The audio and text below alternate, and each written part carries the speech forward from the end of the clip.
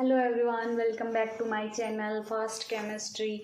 आज हम redox reaction का जो हाफ रिएक्शन मेथड है या फिर आयन इलेक्ट्रॉन मेथड है, इस प्रोसेस से हम बैलेंसिंग कैसे करते हैं इसको देखेंगे। इससे पहले हमने जो रिडॉक्स रिएक्शन का ऑक्सीडेशन मेथड है वो देखा था। ये सेकंड पार्ट है आयन एक्सचेंज मेथड। इससे भी हम रिएक्शन को बैलेंस कर सकते हैं। आइए देखते हैं। दोनों ही मेथड बहुत इजी हैं। मेरे को तो दोनों ही बहुत अच्छे लगते हैं। आपको जो समझ में आए आप वो अपने एग्जाम में फॉलो कर सकते हैं। देखो, आयन इलेक्ट्रॉन मेथड, ठीक है, यानी कि हमने इसका एग्जाम्पल लिया है। ये 3 स्टेप ऑफ रिएक्शन होती है, वो 6 स्टेप ऑफ रिएक्शन थी, ये 3 स्टेप ऑफ रिएक्शन है। ठीक है, दोनों बहुत इजी हैं। देख लेते हैं, हम इसका एग्जाम्पल देखते हैं। जैसे क्रोमियम ऑक्साइड है और C2H4O ऑक्सोलेट आयन है। वेट सेकंड मार्कर ले लेती हूँ। देखो, ऑक्सोलेट आयन है और अब इस रिएक्शन के थ्रू हमें बैलेंसिंग करनी है। तो ये क्या बना रहा है, C2H4O2 प्लस क्रोमियम 3 पॉजिटिव बना रहा है। अब हमें इस रिएक्शन को बैलेंस करना है। तो हम सबसे पहले क्या देखेंगे, हम इसके ऊपर चार्ज डिनोट करेंगे कि किस एटम का ऑक्सीडेशन हो रहा है और किसका रिडक्शन हो रहा है। लेट्स सी, जैसे क्रोमियम है और O7 है, ठीक है। तो हमने पहले की वीडियो में ऑक्सीडेशन नंबर कैसे निकालते हैं वो पहले डिस्कस कर चुके हैं। तो देख लेते हैं हम। Cr2O7 2 नेगेटिव, यानी कि इधर 7 -2 शो करता है और मल्टीप्लाई बाय 7 यानी 14 एटम करता है और -2 यानी कितने हो गए 12। तो 12 एटम शो कर रहा है। तो इसको बैलेंस करने के लिए कितनी +6, क्योंकि एक जो एटम्स है वो +6 देगा। तो इधर कितने एटम्स है, क्रोमियम के 2 मॉलिक्यूल्स प्रेजेंट है, 2 एटम प्रेजेंट है। तो कितना हो जाएगा, 12 हो जाएगा ना इसको बैलेंस करने के लिए। तो क्रोमियम की कितनी हो गई ऑक्सीडेशन नंबर, +6 हो गई। ठीक है, इधर लिख देती हूँ मैं नीचे की साइड C2H4O। अब देखो, इसकी ऑक्सीडेशन नंबर निकालेंगे तो क्या हो जाएगी, -1 हो जाएगी। और इसमें C2H4O2, देखो ये पूरे ऑक्सोलेट आयन की फॉर्म में है। तो इसको हम कैसे बनाएंगे कि इसकी 0 ऑक्सीडेशन स्टेट होती है एलोट्रोपिक फॉर्म में। We know that very well. Rule के अकॉर्डिंग जो एलोट्रोपिक फॉर्म्स है या फिर आयंस की फॉर्म में मॉलिक्यूल्स प्रेजेंट होती हैं उसकी 0 ऑक्सीडेशन स्टेट होती है। और इसकी +3 शो कर रहा है पहले ही। ठीक है, तो हम देख लेते हैं। ये +6 से क्रोमियम +3 जा रहा है। ठीक है, तो ये +6 से 3 जा रहा है, तो इसका क्या हो रहा है, रिडक्शन हो रहा है। और इसका -1 से 0 जा रहा है, तो इसका क्या हो रहा है, ऑक्सीडेशन हो रहा है। अब हम इस रिएक्शन को पहले ऑक्सीडेशन नंबर मेथड में तो हम ऐसे डिनोट करते थे, लेकिन अब इसमें हाफ रिएक्शन यानी कि जिसका ऑक्सीडेशन हो रहा है या जिसका रिडक्शन हो रहा है उसको सेपरेटली लिखना है हमें। ठीक है, तो हम इसमें सेपरेटली लिखेंगे कि किस चीज का रिडक्शन हो रहा है और किसका ऑक्सीडेशन हो रहा है। देखो, क्रोमियम 2O7 2 नेगेटिव, ठीक है। और अब इससे क्या बन रहा है, क्रोमियम 3 पॉजिटिव बन रहा है। ठीक है, यानी इसका ये +6 से और +3 हो रहा है, तो इसका क्या हो रहा है, रिडक्शन हो रहा है। हाफ रिएक्शन लिख दी ना हमने। नेक्स्ट हम देख लेते हैं ऑक्सीडेशन। ऑक्सीडेशन के लिए क्या हो रहा है, C2H4O और ये क्या हो रहा है, C2H4O2।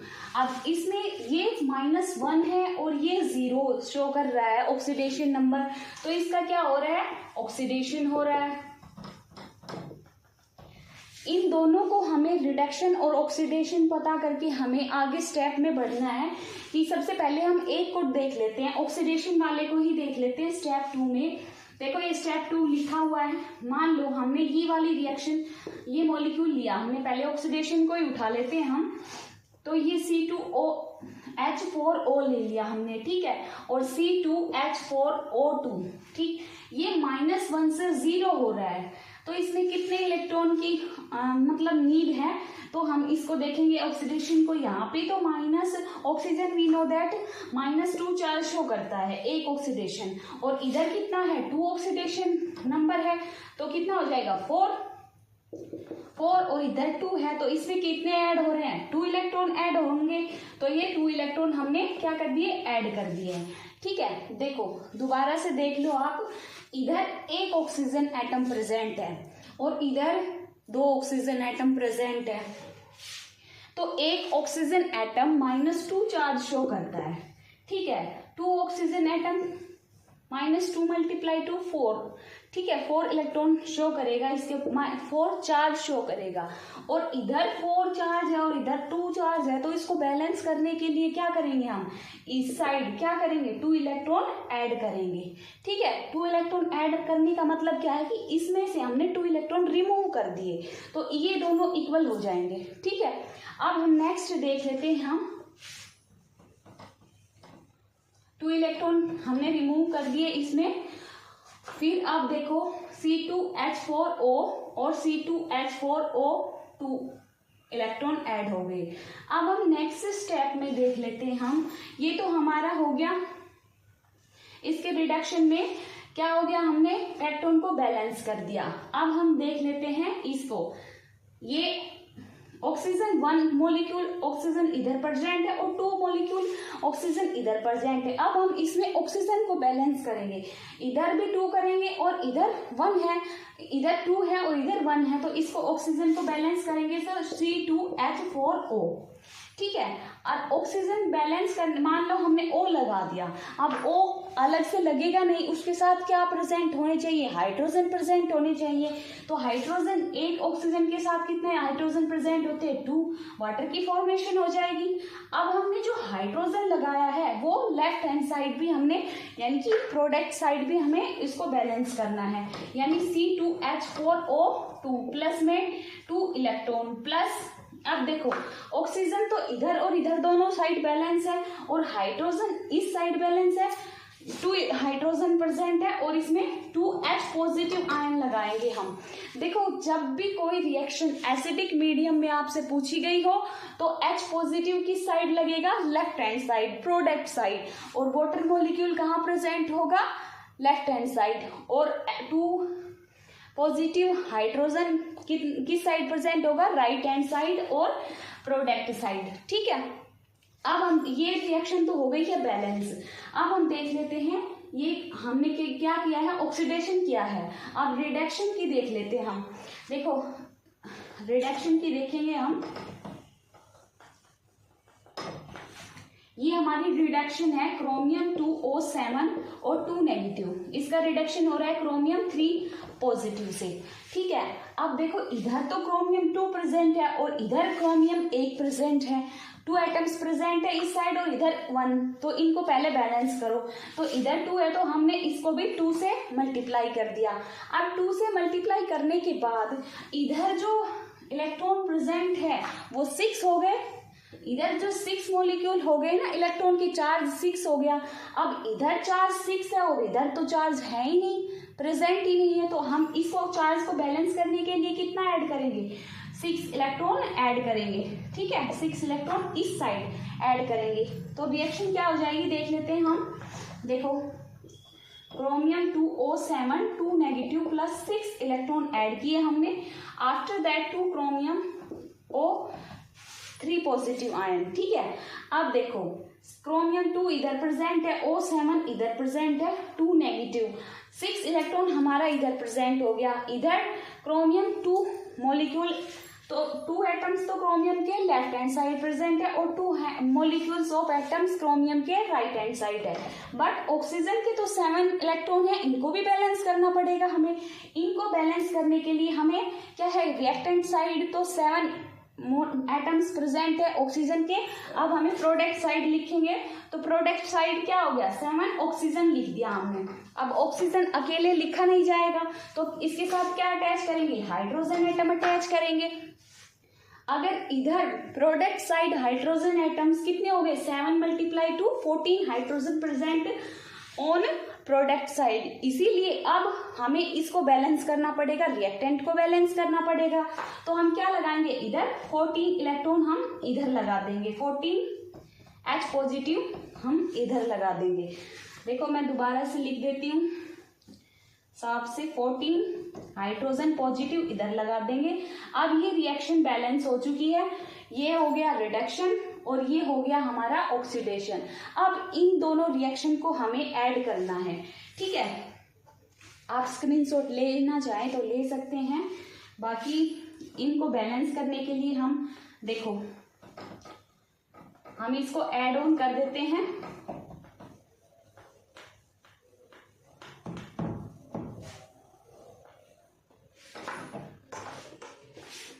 ये ऊपर का भी साफ कर देती हूँ, आराम से आपको दिख जाएगा। फिर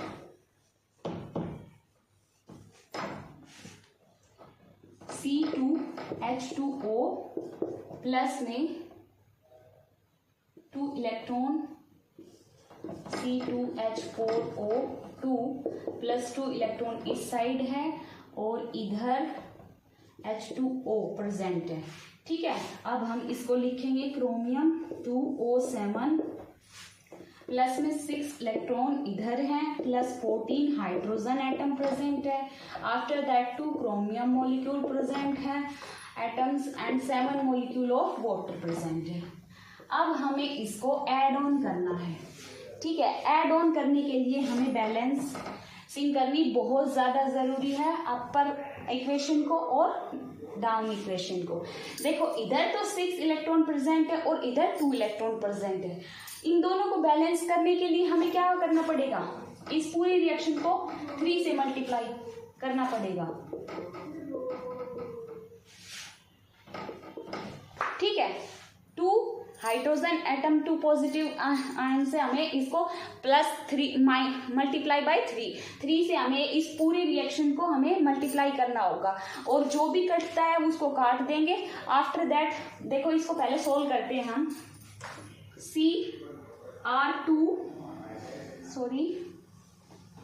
सबसे पहले हम लिखते हैं 3 मॉलिक्यूल ऑफ C2H2O, ठीक है, ये हो गया। प्लस में इधर तो एक हाइड्रोजन मतलब वाटर मॉलिक्यूल प्रेजेंट है, तो 3 से मल्टीप्लाई करने के बाद 3H2O हो गया। अब क्या हो जाएगा, अब इधर करेंगे तो Cr2H4O2 प्लस 6 इलेक्ट्रॉन प्रेजेंट है इस साइड प्लस 6 हाइड्रोजन प्रेजेंट है। ये तो हो गई हमारी अपर रिएक्शन। अब हम देख लेते हैं डाउन रिएक्शन में क्या आएगा। Chromium O7 negative plus 6 electron plus 14 hydrogen positive. After that 2 chromium molecules इधर आ जाएंगे प्लस 7 वाटर मॉलिक्यूल इधर प्रेजेंट है। अब जो कटता है उसको काट दो। देखो 6 इलेक्ट्रॉन यहाँ से कैंसिल आउट हो गए, यहाँ से कैंसिल आउट हो गए।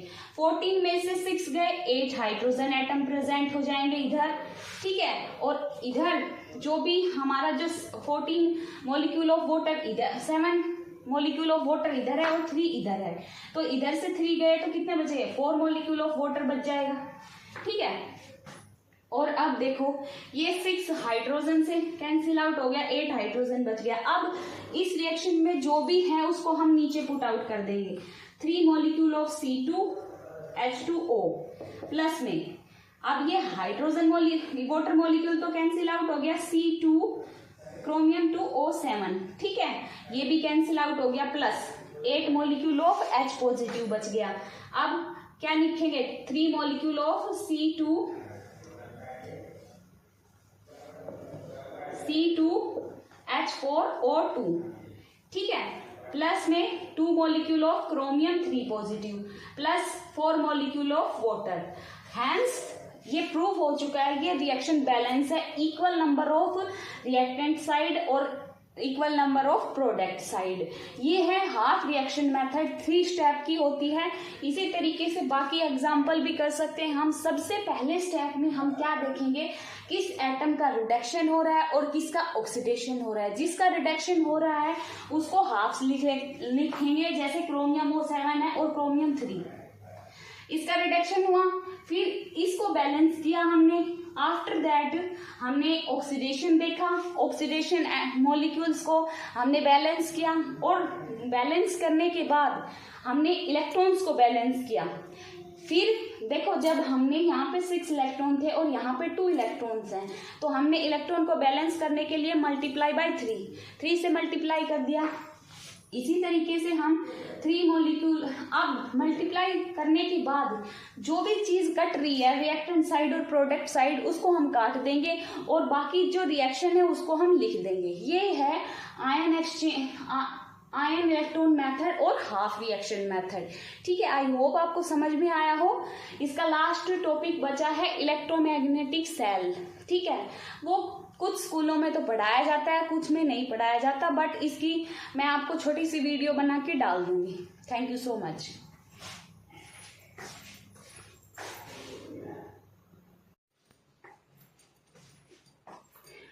हेलो एवरीवन, हम आज ही रेडॉक्स रिएक्शन का लास्ट टॉपिक पढ़ेंगे, इलेक्ट्रोकेमिकल सेल। देखो, इलेक्ट्रोकेमिकल सेल क्या होता है? जो इलेक्ट्रिकल एनर्जी से, जैसे केमिकल एनर्जी है, रेडॉक्स रिएक्शन के थ्रू उसको केमिकल एनर्जी से इलेक्ट्रिकल एनर्जी में कन्वर्ट करता है, उसको हम बोलते हैं इलेक्ट्रोकेमिकल सेल। देखो, हम सेल का डायग्राम बनाया है। मान लो हमने 2 बीकर लिया, 1 beaker present in zinc sulphate ion, zinc sulphate solution 1 ml, और इसमें 1 ml of copper sulphate solution लिया। हमने इधर कॉपर की रोड ली है, ये कॉपर की रोड है, और इधर हमने ले लिया जिंक की रोड।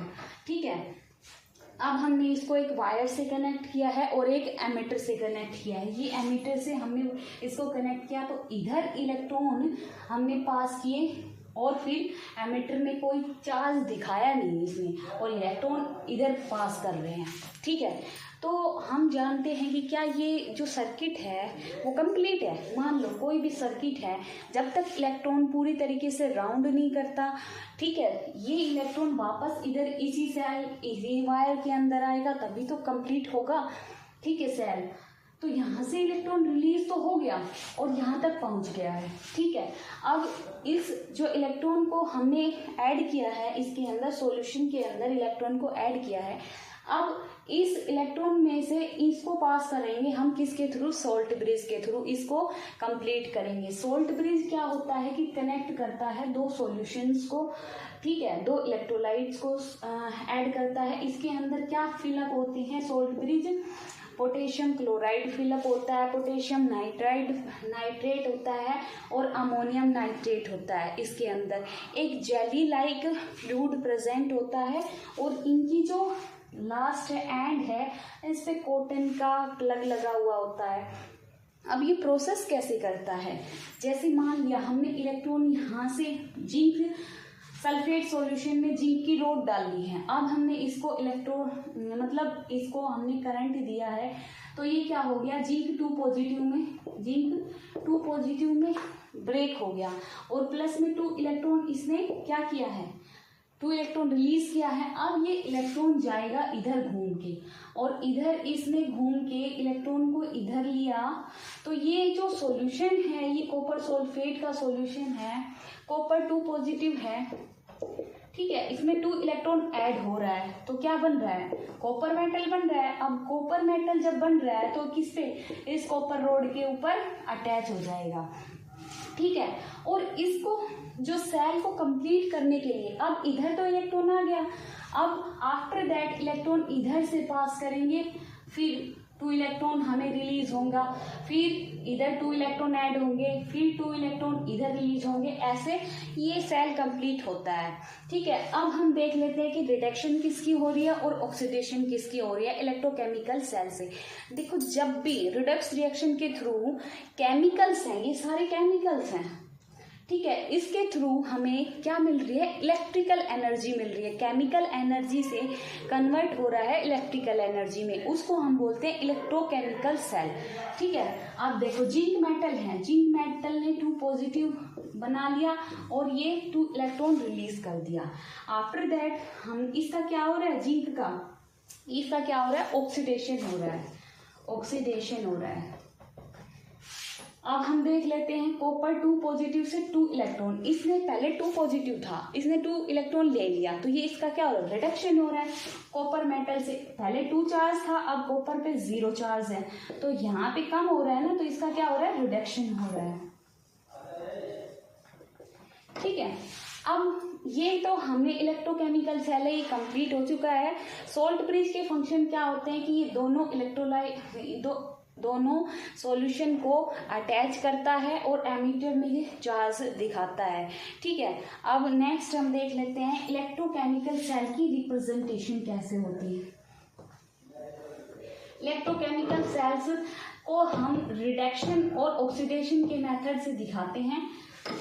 ये लिखा तो मैंने नीचे भी है पर आप आसानी से देख पाओ, मैं ऊपर लिख देती हूँ। जिंक से जिंक 2 पॉजिटिव बन रहा है। ठीक है, किस पे बन रहा है? एनोड पे बन रहा है। ठीक है, और इसका क्या हो रहा है? ऑक्सीडेशन हो रहा है। अब हम पहले तो एरो से दिखाते थे, ठीक है, लेकिन अब हमें एरो नहीं लगाना है। रिप्रेजेंटेशन का मतलब कैसे हम लिखते हैं, तो हमें क्या दिखाना है? सोल्ट ब्रिज दिखाना है। इधर ये 2 पैरेलल लाइन लिखेंगे हम, उसको क्या बोलेंगे? Salt bridge. आफ्टर दैट हमें कैथोड को रिप्रेजेंट करना है। कैसे? जैसे कॉपर 2 पॉजिटिव है तो उससे क्या बन रहा है? कॉपर मेटल बन रही है और इसका क्या हो रहा है? रिडक्शन हो रहा है। यानी कि अब हम इसको इलेक्ट्रॉन से भी डिनोट करेंगे। यहां से इलेक्ट्रॉन गया और यहाँ पे अटैच हो गया, यहाँ से इलेक्ट्रॉन गया, यहाँ पे नेगेटिव चार्ज है और यहाँ पे पॉजिटिव चार्ज है। ठीक है, ये चैप्टर कंप्लीट हो चुका है। ये इलेक्ट्रोकेमिकल रिप्रेजेंटेशन है कि हम इसको पहले जिंक से जिंक 2 पॉजिटिव, फिर 2 parallel line which is show salt bridge represent chemical cells, और ये कैथोड को रिप्रेजेंटेशन कर रहा है। ठीक है, कॉपर 2 पॉजिटिव से कॉपर मेटल बना रहा है, इसका रिडक्शन हो रहा है। आई होप आपको ये चैप्टर समझ में आया हो। कहीं डाउट हो तो आप मेरे को कमेंट करके बता सकते हैं। Thank you so much.